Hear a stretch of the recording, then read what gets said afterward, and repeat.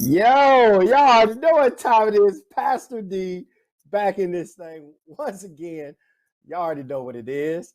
That No Cap Youth Chat. We live once again on the Hope TV. Listen, today's show is absolutely special. Absolutely special. Near and dear to old Pastor D's heart. Only because this goes out to all of them PK kids out there. Yep, I'm talking to you, your mama, your daddy, your grandmama, and them. They all are in leadership at a church and leading a flock. And guess what?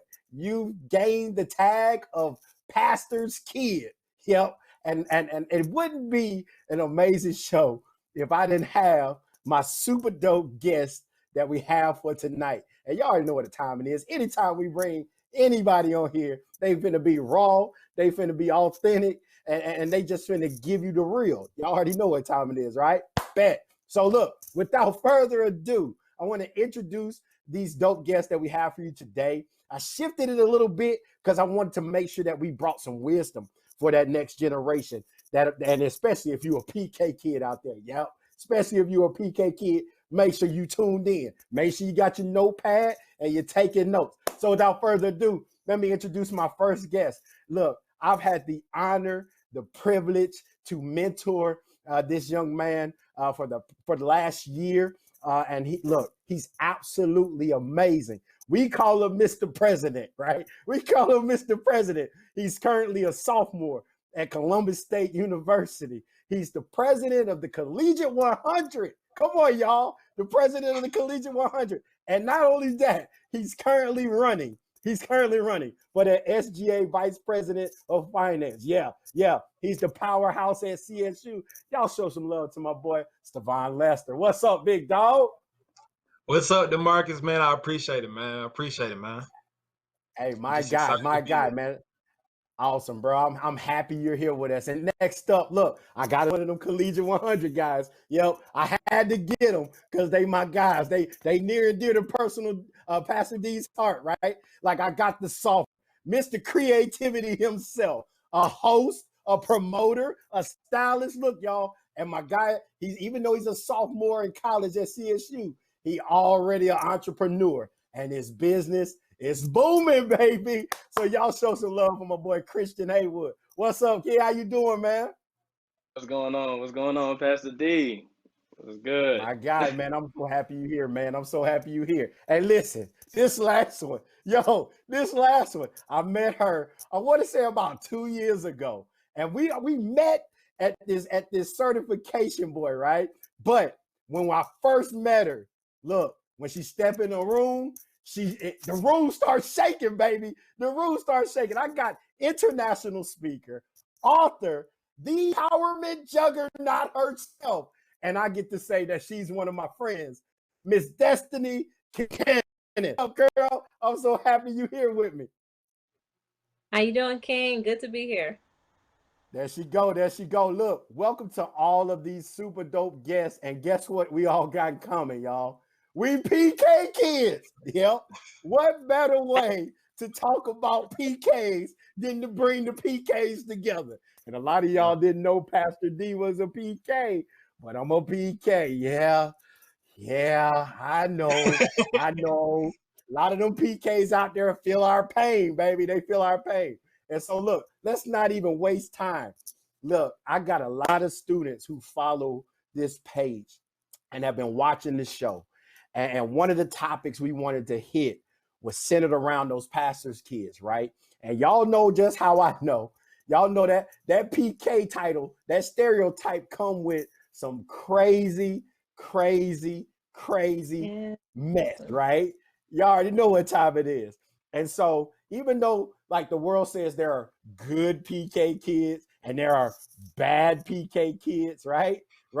Even though the world gives us that, like they make the good PKs these posters for the church. And then they say the bad PKs, they the rebels. Well, guess what? I was one of the rebels, baby. I was a rebel. I was one of them PK kids that was like, yep, nope, not today, Jesus. Not me. You won't get me. I'll see you when I'm 50, right? Because it just came with so much pressure. The stereotype came like with so much responsibility, right? And I know y'all feel me out there. Y'all PK kids out there right now. Y'all be having to wear all white on Sunday. You be at church for 17 hours on Sunday, on Wednesday. You at church every day, Monday choir rehearsal, Tuesday usher board meeting. Yep, I know y'all feel me. And you just sometimes you just be like, Jesus, just please, Lord. Like, so I know y'all feel me. So look, I want to get this thing kicked off with my guest. So look, let me start with you, Stevan. Like, what was life like growing up for you as a PK kid, bro? Talk to us. Man, I was surrounded by church, growing up. So my dad was a pastor, my stepdad was a pastor, my uncle was a pastor, my grandfather was a bishop. So all I kind of knew was church. And coming up like that, you got a lot of eyes on you.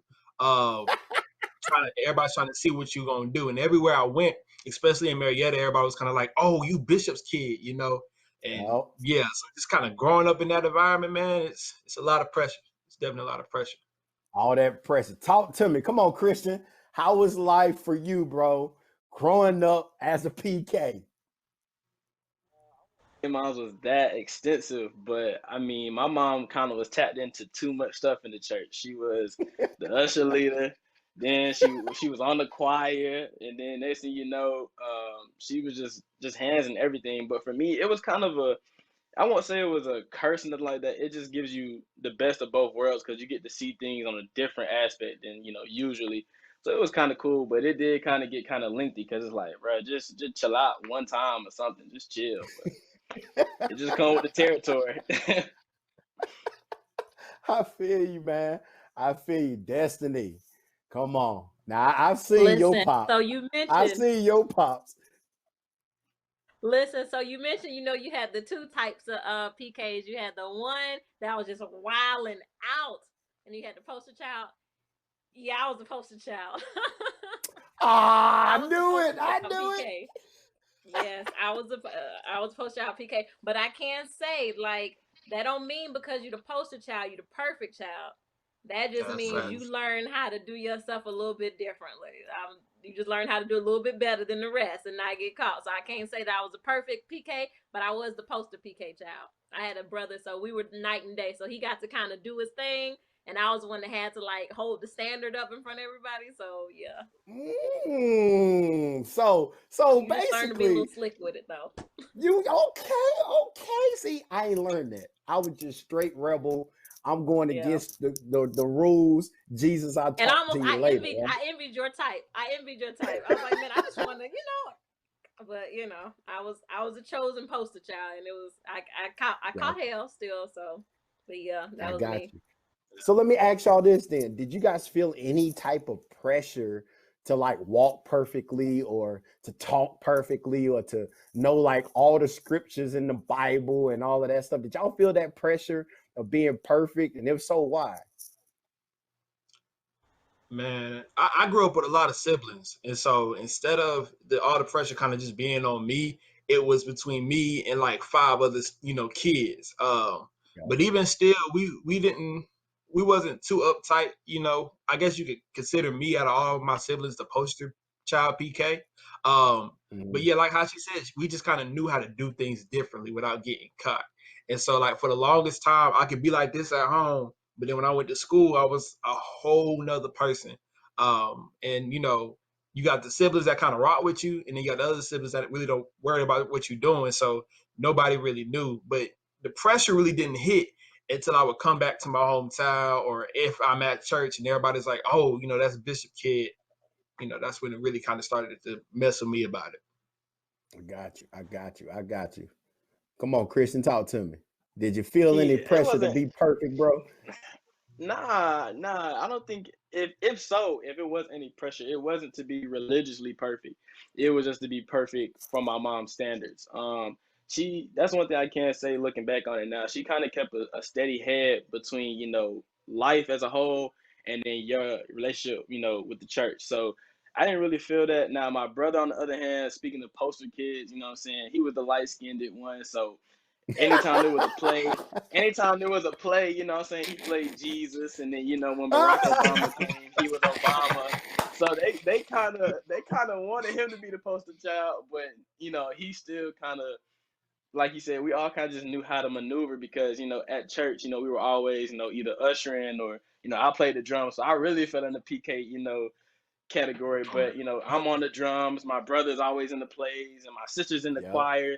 And then my mom's the lead usher. So it kind of was just, you know, we were all over the place, but we just knew how to, you know, in church, this was our role.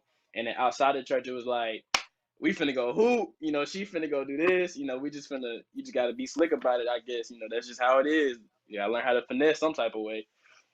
I got you. So basically, y'all telling me, wait, hold on, y'all good PKs, y'all was still finessing the system, but when y'all was standing in front of the church, y'all was holy. That's what y'all telling me? Yeah.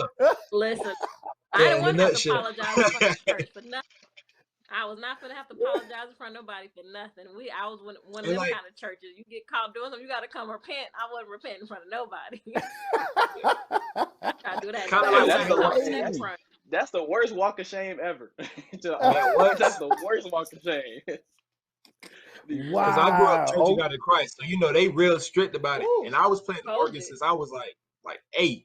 And so you know, when you in front of the church, man, you can't go outside like that. I got you. I come from like strict holiness, you know, like apostolic type movement, non-denomination, but I mean head coverings, no pants, like long dresses, like it was strict, and I wanted more than anything to just like, and I grew to love it. So I grew in my relationship. I really loved God and I enjoyed serving, but it was almost like I didn't really have an option. I joined cheerleading, so that was like being a cheerleader was my way like out. Because I had a curfew. It was like, oh, we still at the game. Really, I'm at a party. Like, I'm at a house party. We already on second, second event. I was like, oh, you know, we still at the game. I'm going to get dropped off, though. But, like, that was my only out. Like, the New Year's, everybody get to go party. I'm at church on New Year's. To this day, I ain't never get to party. New Year, Halloween. I don't even know what Halloween is. We just got a basket full of candy. Come on now. I'm about to say it's Hallelujah night every October 31st. Hallelujah night, man. Yeah. So let me ask y'all that. With that being said, like not being able to do what normal kids were doing, not being able to celebrate certain holidays, like always having to be at church, right? Not being able to like go parties or go out to certain things without having to sneak, right? Let me ask you this. Would you say being a PK is a blessing or a burden? I'll say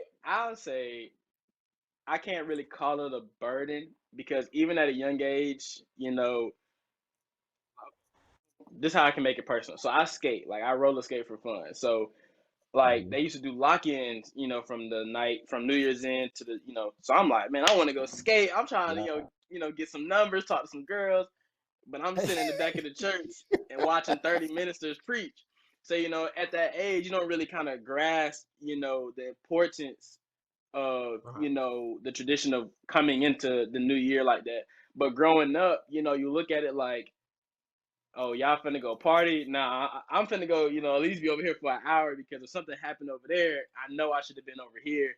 So it kind of just, you kind of have to grow with it. Like, it's just a maturity type of thing. Because as a kid, of course, you're not going to want to understand why everybody else is able to go and play around and you got to sit in the church in a suit that you don't even like.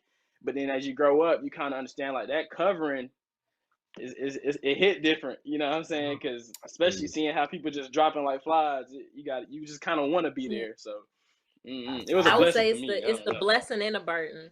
It's a burden. Well, it's a blessing in what you thought was a burden. So growing up, you feel it's a burden because you don't see the value in it.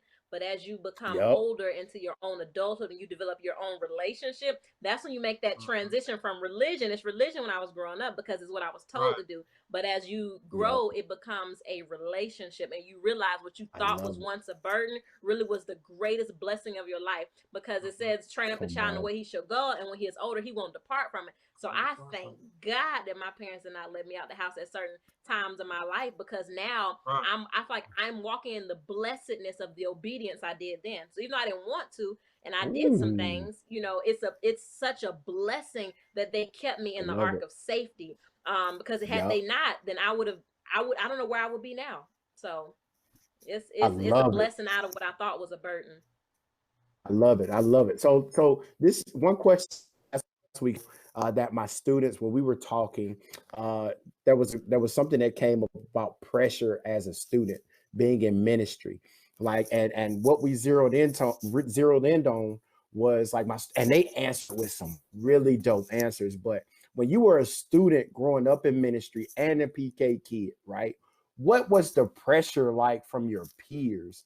Like, because like now into with all of the students that I'm over, like one of the things that they'll say is like, Pastor D, we really want to like give God our all, but that outside pressure from peers talking about us, we got to choose between God and being friends. Like what type of pressure did you feel as a student?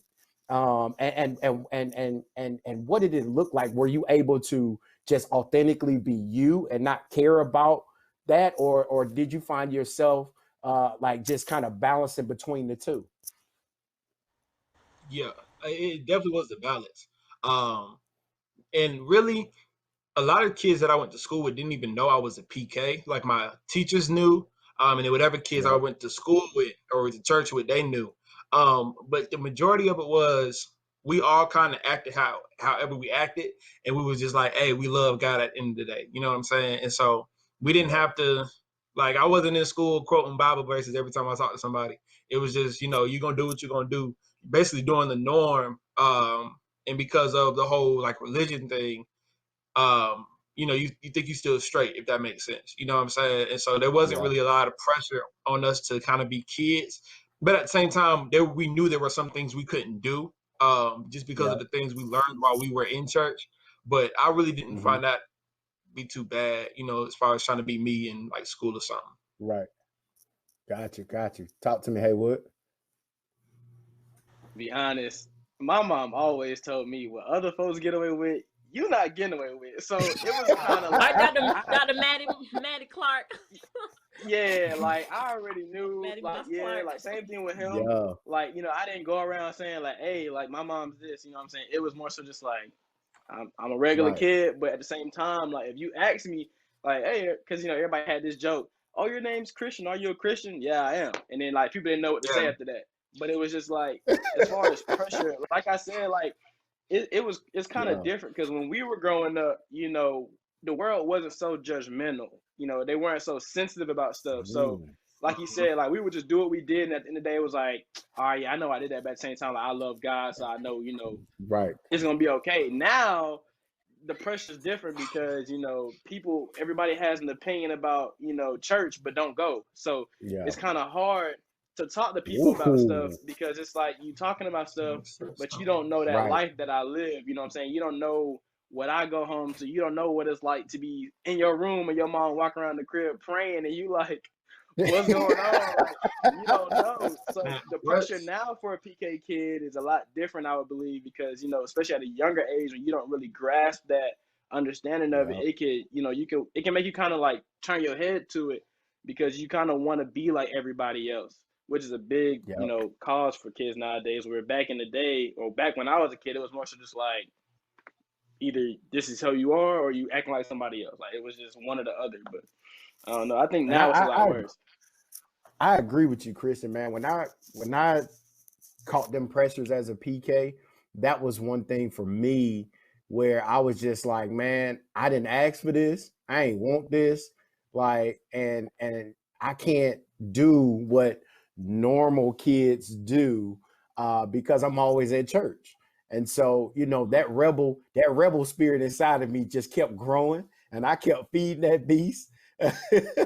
and to the point where like I would rebel, not like just like doing crazy stuff, but just like not like going all in like I should. You know what I'm saying? And I love, and I think the evidence from that blessing is like Destiny said, like as you grew up, you can look back and say, dang, that's why. That's why I was covered. That's why I was being trained up to do X, Y, and Z. That's why I had to study like that, because now where we are, we got the reins, and it's our job now to train and raise up that next gen, right?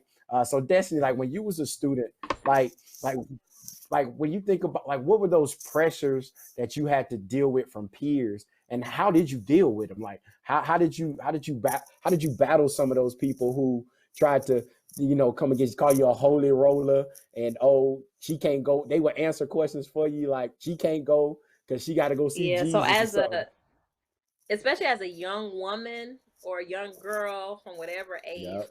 it was pretty difficult for me because and for one thing, when you belong to him, his seed remains in you. So even when I wanted to like fit in, like it's like I Yep. couldn't even fit in if I wanted to. It's like I would try to do what the other kids did. Like I would want to be a part of the girl cliques, and I but it's love it. like I couldn't even fit in if I wanted to. Just it was something about me was different. Either they didn't accept me, or so the pressure of trying to fit in or trying to do what they do to seem like, nah, it ain't like that. I'm cool. I'm cool too. And so as I Yep. got older, I just got tired of trying. I would just be like, it is what it is. And they'd be like, you come to this party, but I would, make up excuses why, because I'm like, oh, well, I got something to do. I ain't gonna be able to make it. Really, I gotta go to church. We got church. I go to church on Sunday, Wednesday, and then we were Sabbath keepers too. So we went to church on Saturday. So everybody Yep. else parties, events. I got rehearsal, the week. So I was Yep. always at church, always, always, always at church. So I missed out. That's why I say being a part of like sports, like the cheerleader. I couldn't play no sports, but I could dance and cheer. So I would just join stuff just to have something to do to feel I normal. got you. So I was like my way of being normal. And so getting to go to like, to the parties and stuff, only if I had a game night, that was like my way of trying to feel normal. But even then it's like, Des, girl, you already know that this is not you. But I wanted to feel a part. Yeah. I wanted to feel normal. And growing up, a lot of my friends weren't believers. I had a few, but they weren't really believers. So um even when it came to the peer pressures of dating and relationships, and people are promiscuous at young ages, let's face it. There was a lot of pressure there, but I was able to hold on to my values. But it was Beautiful. hard. It was difficult because you want more than anything to just feel normal. Like you don't want to feel like, I feel like, especially as human beings and as young people, we're designed to be in communion with one another. And so if you don't Yep. have communion with those who are similar to you, you will associate and then begin to assimilate with who you're around. And so as I'm Hmm. around these people who aren't Christ like or aren't like me, I began to try to do what they do, but you can kind of tell when people don't fit, like, just don't quite fit. So Yeah. it was difficult. Love it. I love it. I love it. So even with that question, like, and this just kind of came up with just hearing y'all speak about those pressures. Like, what advice? And I asked the students last week to give advice to their peers, but I would love to get that wisdom from you all, especially who have grown up in the church, right? And I'm not just talking about Sunday and Wednesday. You was there every day, right? Like, what advice would you give students out there who are struggling with trying to, like, do I be Christian all the time or sometimes? Do I do i do i go with the world because of the pressure of friends and stuff, like what advice would you give them to say, hey, it's okay to be authentically you, it's okay to be that strong believer after seeking God's heart, because at the end of the day, you are rewarded, and you have benefits, and you have power and authority like none before, because you're in relationship with the Father, and you'll be that light. Like, what advice would you give students out there that are watching the show about just authentically being them, being a raw believer and not having a care in the world of what others think? Like, what would you say to them? I think the biggest thing for me, especially I heard Destiny say earlier, you have to find a relationship with Jesus for yourself. You know what I'm saying? Growing up in church, it's so easy to fall into a religious mindset, if that makes sense. Yeah. And then that is kind of, that plays into the pressure that we all face. Trying to figure out, am I going to be the super saved person, or am I going to be what everybody else is doing? And I think when you really trying to take the time and find or get the relationship with Jesus for yourself, that's when you kind of find the authentic you. Because for the first 18 years of my life, I was trying to play the goody two shoes, you know what I'm saying? And when I got to college, granted, I didn't do a full 180, trying everything, because I had covering over me. But at the same time, I knew that now I don't really have my family on my back like that. So I can get that relationship with Jesus for myself. And once I really kind of started doing that, doors opened up for me. Like I said, I was true to myself. I had my standards of what I was going to do. And life just got a lot more easier because I was no longer following the religious, mindset that as preacher kids we tend to follow under. But now I just found out Jesus for myself. You know what I'm saying? It's just growing like that. I love it. I love it. What would you say to him, Haywood?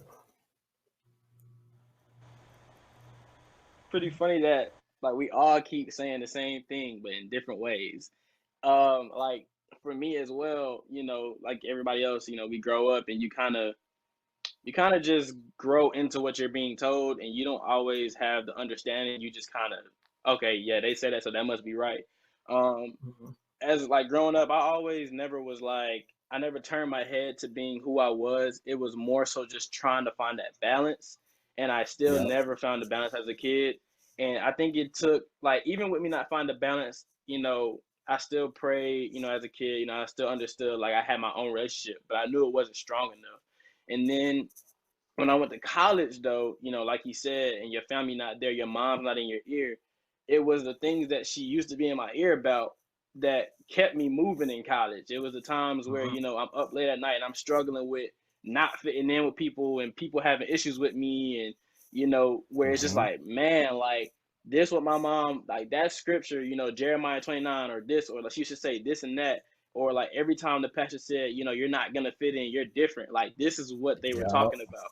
So I feel as if like, it's never going to be, it's not a timeline on when you will fully accept, your calling. Like me personally, I accept God as my head, but I'm still not 100% in. And I can say that truthfully because I know I'm not. For my reasons of just being like, I don't want to say I'm 100% in and then fail. Because then I feel as if, I'm going back on my word. So I feel as if I know I'm not there, but to somebody under me, I would tell them it's going to be hard to still understand what I'm telling you. But as you grow up, everything that everybody on this podcast is saying, it will start to show itself to you. You won't have to think about it. You'll run into situations where certain scriptures will start to flow in your head, and you may not know what the book is, but you'll know the scripture. Like, I tell my friends all the time, that are battling with depression or anxiety or, don't see the light at the end of the tunnel. And everything that pops up in my head is Jeremiah 29:11, because it literally just tells you, I know what I have for you. So just because I can't see it, I know it's there. But you just kind of got to just stay down for the process. You got to it grows on you. You just got to wait for it. Fall in love with the process, and it'll show love. I love it. I love it. Destiny, talk to me. So I'm gonna give it to you from two ways. So first, there's a quote by someone named Rollo May that says the opposite of courage in our society is not cowardice, it's conformity. Right. So the opposite is conformity. And so the Bible says, be not conformed to this world, but be transformed by the renewing of your mind. Right. And it's not just a quote, it's not just a scripture or a quote. We're a city on a hill, a royal priesthood. And I can encourage somebody, and the advice I can give you is one of the greatest things that you're going to deal with, especially as a PK or even just as a believer and a young person, is your identity. You're going to always wrestle with identity. The enemy, his job is to make us forget who we are. or to make us never even come into the knowledge of who we are. So out of all the years that I was in church as a PK, serving, doing this, operating, I was leading, but I was still bleeding at the same time, because I never took the time to identify who I was in Christ. I knew who my mama was, who my daddy was.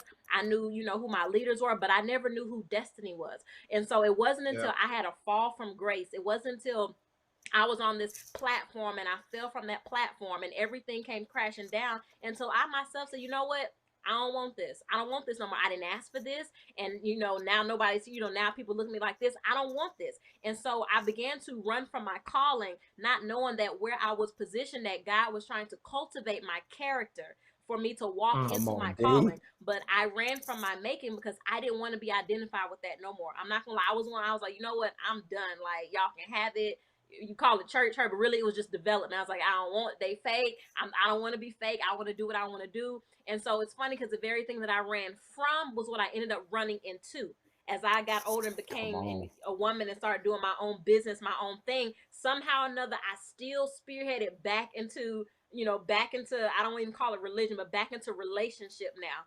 And now my movement now is a women empowerment movement, but it's faith-based. The very thing that I tried to run from, because what's in you is going to come out of you. And when you are chosen by God, I don't care how much you run, how much you hide, how much you try to conform to this world, his seed remains on the inside of you. So I don't care if you in the nightclubs. I don't care if you at the bars. I don't care if you at somebody's house that you ain't supposed to be at. There's going to be a still small voice in the back of your head saying, Lord, please don't let me get in trouble. Don't let me get caught. Come on, D. Don't let me get out of it. I know that too well. Listen, I know that too well. You cry while you doing sin. You cry while you doing it. You cry when you sin. You go to the bathroom and you like, oh man, because his seed remains in you, and he's gonna always tug at your heart until you decide to answer the call of God on your life. Now, answering the call doesn't look like I got to do it like my pastor, like my mama, my dad. And I gotta have a microphone in my hand. I gotta preach to the world, and I gotta wear a 3-piece suit, and I gotta wear my skirt down from here to Texas. Like, that's not what the call is.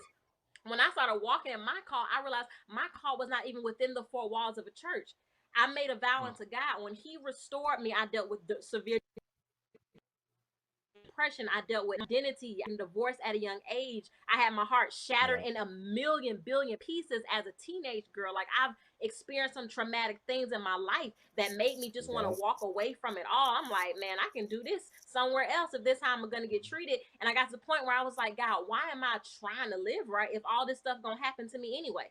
And so I realized I had to understand, am I serving him for the fishes and the loaves? Am I in this because I was told if you do the right thing, X, Y, Z will happen? Or am I doing it because I've developed not a religion, but a relationship with him? And I love you no matter what you send me through. I love you, and I'm going to stick with you because I know that I can't make it without you. So my advice to someone else who's on that journey is stick with them. Ride it out. Are you going to be perfect? No. Are you going to mess up? Absolutely. Do I still mess up? Absolutely. But you have to believe what you're being taught, that we have an advocate with Jesus Christ, the righteous, who is a propitiation. And I ain't trying to preach on here, but I'm just saying though. No. My advice you already you on the road, girl. Come on. We be trying to force it. Like we be trying. I'm saying, I know that's not correct English, but we be trying to force it. But you know on the inside of that God is calling you to something else, because nothing that you do will ever fulfill that void. I don't care how much sex you have. I don't care how much weed you smoke. I don't care how many girlfriend, boyfriends you find. You're never going to fill that void until you finally just say yes. And I can tell you because I just finally said yes. I've been saved my whole life, but I just told God yes a couple years ago. I just said, you know what, Lord, I'm tired of fighting it. What do you want me to do? Because every time I try to put my hands in it, I make a mess of my own life, and I got to come running back anyway. So now I'm probably still going to fall, but now I don't focus on my flaws. And I coach women. I'm a life coach, certified life coach. So I tell my women, we talk about our flaws or our weaknesses. I don't believe in weaknesses. I believe in areas of opportunity. And we have so many areas of opportunity that we can grow in. So what you call a flaw or a failure, no, child, that's just an amazing opportunity for me to level up. And so you have to accept that you're not going to be perfect. You're not going to get it right all the time, but you know that that's why you're the one that everybody go to. Your friends go to you. You're the one that everybody want advice from. You always that person, because the seed is in you and you can't hide it. You can blend in, but when you open up your mouth, even your presence is different, because you got prayers covered. You a PK, listen, you got great grandmama, daddy, auntie, uncle. You got prayers covered. Come on, D. So they always pray. My parents pray ready to put that hook in their jaw. So he can, just like a fish, you throw that hook out and you put that, when that fish is stuck on that hook, I don't care how much that fish wiggle, scream, try to get off, that hook is in your jaw and you can't get away. And the Bible says, I will not always strive with man. So take it from me. Willingly do it before he have to make you do it, because he a gentleman and he ain't gonna force you. But when stuff start happening in your life, car accident after car accident, near-death experience after near-death experience, that's God trying to get your attention, child. And if I was you, if you know like I know, child, I just say yes. Just say yes. Listen. Make it so yes. That's my advice. You know what? Just say yes. About that though, the funny thing is, like she said, everybody come to you. It, like, for me personally, like, that's why I like giving advice to people, because I feel like, God's gift to me was, communicating to people, being able to use my words. But I feel as if I catch myself like talking to people, but then like words start flowing out and I don't know where they came from. And it be so prophetic and it be strong, you know like, where it deep came words. And I'd be like, yo, like, where did I get that from? But like I was gonna add to what she said, you just kind of really gotta love it for yourself. Like, you gotta find you, and then when you find you, you're gonna try to run from it, but you have no choice but to be it. Like, me personally, like, I haven't fully committed, and I can say that, but at the same time, like, even when I host, before I start the show, I make sure I send a prayer, because I know without him gifting me with what I'm good with, I can't do what I'm getting paid to do. You know what I'm saying? Like, I can't do that. So it's just, you just have to really just understand the importance. And like she said, like, please don't let him bring you to that point where you have to sit down and be like, all right, man, I didn't try everything I could. I tried to run, because that's not even humbling. It's more so just like, it's going to change everything about you. Because I've been there. I went to school at Georgia Southern, and after my first semester, I didn't have no money to go to school. So pretty much I had to drive down there, pack my room up, and pretty much head back. And if it wasn't for him, you know what I'm saying, you can't tell me that a balance for $4,000 goes down to 17 cents in 30 minutes. Like, that don't just happen. You know what I'm saying? Of course, people say, oh, it was a loan, it got processed. But, it took me to drive 3 hours and pack my room up and bawl my eyes out in front of my roommates and tell them, I got to go, to, at the same time, they like, I thought you left, and I'm walking around campus with a book bag, and they trying to figure out why I'm lying. It's just, it took me to break all the way down to understand, without him, everything I'm doing right now, it's not gonna happen. So, like she said, like, tap in while you can before you are forced to tap in, because it's a different feeling when you want to do it and you have to do it. It's totally different. So, look, man, my mom used to say, you'll be the last person to find out when grace runs out. Like, she used to tell me that since I was in middle school. Yeah, I mean, we all got the experience just having to be set down. You don't even want to face that. So when you're chosen, like she said, you can try to run from it, but it's always going to tug at you. Like, I remember like being in parties. I went to one party my second semester in college, and I was literally in there for 5 minutes, and I was like, I don't even do this no more. And I just walked back home. You know what I'm saying?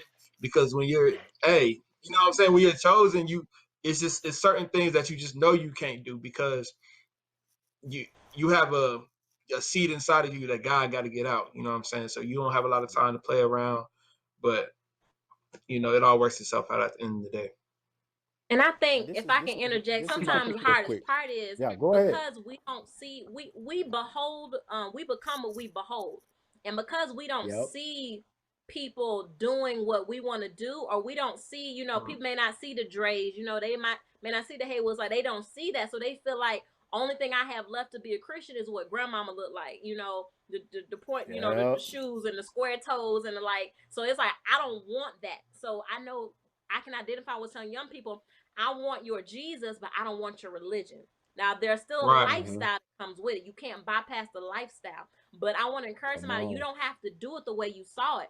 And when you're called into ministry, we've misconstrued the word ministry to mean within the church to the masses. Ministry can be, girl, if you do nails, if you do hair, that's your ministry. Like, God has anointed your hands to do that. If you cut hair, like, God's anointed. If you make music, like, God has anointed you to do that. That is your ministry. So don't feel like because you're not in a church building or standing before people that, you know, I don't want to be in ministry. I don't want to do that. Because I did that. I felt like ministry had to be, well, no, I don't want to stand up on a platform. And a lot of times we feel pressured into platforms that we didn't apply for. And so it will make us, it'll cause us to rebel just to say, I don't want that. And to prove it, I'm going to make sure, you know, I'm going to go get in trouble on purpose so I don't feel the pressure of having to be perfect. Because I'd rather go ahead and mess up now so you know that I'm trash, so you know that I ain't, you know, that I ain't no goody two shoes, than for me to try to do good and then I mess up and look like a fool. Because that was me. When I fell from grace, I was like, I don't want to go back on that pedestal no more. That was a painful thing. That shameful thing to be in front of everybody. Like as a PK, only difference is your sins get exposed easier than everybody else. Somebody else can do the same thing you did. Don't nobody care. But sister, did you see sister such and such son, to such and such daughter down there? Now they know better. They know they daddy. And then everybody want to tell you that. I know your daddy. So like, I couldn't wait till you're 18. Like, I'm 18, I'm grown. But I couldn't wait till I was old enough. Well, and when I got married, it didn't stop till I got married. I was like, I'm married now. So my husband said I can wear this. Like, it was always something. So you just got to be cool. Like, just know it. Some things come with the territory, but that don't mean you have to fit into the box that they put you in. This is a new generation. Like, we do things differently. You can still love God and, you know, dress a certain way. There's still a standard now. We don't let down the standard, but you don't have to fit the box of what church used to look like, because it's no longer look. It's a heart posture, and that's what we have to understand. It's the posture of your heart, not the appearance of your person. I love it. And I all my students out there, this is power right here. They talking directly to you and about you. I hope y'all hearing this. All in all, none of them are speaking about fear, right? They ain't telling you to be scared. They're not telling you anything associated with that fear, boy. They just zeroed in on the promise. And I hear everything that y'all are saying. And the first person in the Bible that comes to mind was some young cats, Daniel, Meshach, Shadrach, and Abednego, right? And all in all, we ain't got to go through the story, but these gentlemen, I want y'all to hear me. They were young, right? They were unwavering in their faith and their faithfulness because they chose to stay strong and immovable, because they trusted, they established and rooted themselves in God. They ain't care about what they look like to anybody. Now, Pastor D, when he was growing up, he was the rebel. But as I got older, once I got to college, if you're hearing a lot of people talking how hard they fail, guess what? If we would have stayed with the mentality of being unmovable, rooted, standing on that solid foundation, right? We wouldn't have failed as hard as we did. And sometimes when we separate from God, young, old, that fall is that fall. But I love Daniel, Meshach, Shadrach, and Abednego because they were unwavering in their faith, right? Their faithfulness separated them from everybody in the world in that time, right? And because they chose to keep their mind on what was above, it was very difficult to get them to conform to any of those patterns. And so encouraging a lot of you students out there, be bold in your faith journey. Be bold to be a Christian. Matter of fact, be proud to be a Christian. You know what I'm saying? Don't worry about your reputation on earth. I want you to start zeroing in on your reputation in heaven. Y'all feel me? Because that's what matters at the end of the day. Don't worry about what everybody around here thinks about you or says about you. No. Because you got a God that you serve. Come on, y'all. You got a God that you serve that's looking down like, yep, that's my guy. Yep, that's my girl. That matter of fact, can you see them? They look just like me. They look just like me. I created them in my image, and I'm proud of them. And so, man, listen, I don't even know. Y'all dropped some bombs tonight. And I am so grateful. I am so honored, so blessed to have y'all on to be a voice to that next generation, especially being in their shoes. And for most of them PKs, being in them shoes every day with all the pressures and everything that comes. So last thing, if we wrap it up quick, what advice would you give to any PKs out there that's watching? What advice would you give to them from one PK to another? Come on, Stefan. Find relationship, don't find religion, man. Once you find that relationship with Jesus, man, that's when you get, like you said, that unmovable platform, man. Just find a relationship with him. I love it. Come on, Haywood. Hey, don't focus too much on the label because at the end of the day, it's just a label. Understand that you are still a person as yourself. You know, especially I mean, when you're young, you kind of have to do what you're told, but at the same time, understand like that's just a label. Of course, you'll never get away from it, but instead of trying to hate it, just love it. Just love it for what it is, and you'll Embrace it. understand Yeah. that as you grow up, because of that label, you automatically get things that other people don't, which is favor. And you just have to understand that with great honor comes with great responsibility. And at the same time, you have to become comfortable with being uncomfortable because that's what's going to come Yeah. with it. And until you understand that, you'll be stuck, like Destiny said, trying to find your identity, and you're going to Yeah. fall and you're going to try to fit in. And the quicker that you just understand, look, I'm a PK. What then? People can't hold it against you. That's what they are. That's just what they want to do is just hold it up against you. I love it. I love it. I love it. Destiny, talk to me. Bring them home. What you Oh, got for them? just sum up the same things that they said. I can put it down in 3 C's. Be comfortable, be confident, and be courageous. Be comfortable with the fact that you know what I didn't choose this, but this is what I am. I'm cool with it. I accept it. Be confident, meaning I own this. It's hard to make fun of somebody who own their stuff. Like, I used to have a big forehead. I still do, but after a while, when I was like, and then it was like, oh, they don't really care.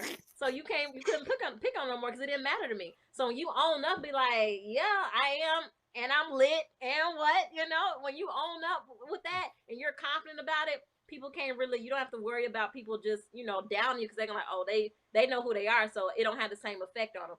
And then be courageous, meaning be bold enough to be that person. If somebody is going through something, or your friends dealing with something, be courageous enough to speak into their life. The same thing that you're learning from Pastor Dre, everything that you learning. Like, I always tell my queens, let your timeline be someone else's lifeline. So even on your social media, man, y'all getting all this good work, y'all got good leadership that y'all sit up under. Use that. Be courageous. Be bold enough to say, listen, shall come to church with me, come to Zoom with me. Like, listen, we lit. So be confident, be courageous, and also know Christ. Really know him. Know Christ. Like, not what my mom and my daddy said, what pastor said. Like, know him. Know, like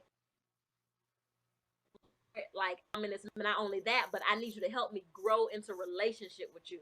Help me to grow. Teach me, because somebody might not know how to grow into relationship. So ask God, cultivate your character with Christ. And like, God, show me. Like, show me. Show me how to do this thing. I hear them talking about it. I want to be confident. I want to be courageous. I want to be comfortable. Yeah. But show me how. Talk to Christ and he'll do it. That's it. I love it. I love it. Listen, look, I ain't got nothing to say, but look, this is another edition of the No Cap You Chat with my super dope guests, man. Make sure y'all give them a round of applause. Show them some love. Thank you so much, Devon. Thank you so much, Christian. Thank you so much, Big Sis. Love you, Destiny. Listen, that's what we do here. That's what we do. Where our students, our young people, they can be raw, they can be authentic, they can be themselves, and guess what? Still love God and still walk in God. And so, look, we appreciate y'all joining us today. Get ready for the next show. But look, don't forget, No Cap, You Chat. Even every Friday, 3:30 p.m., right here, Hope TV. Y'all have a great one. Peace.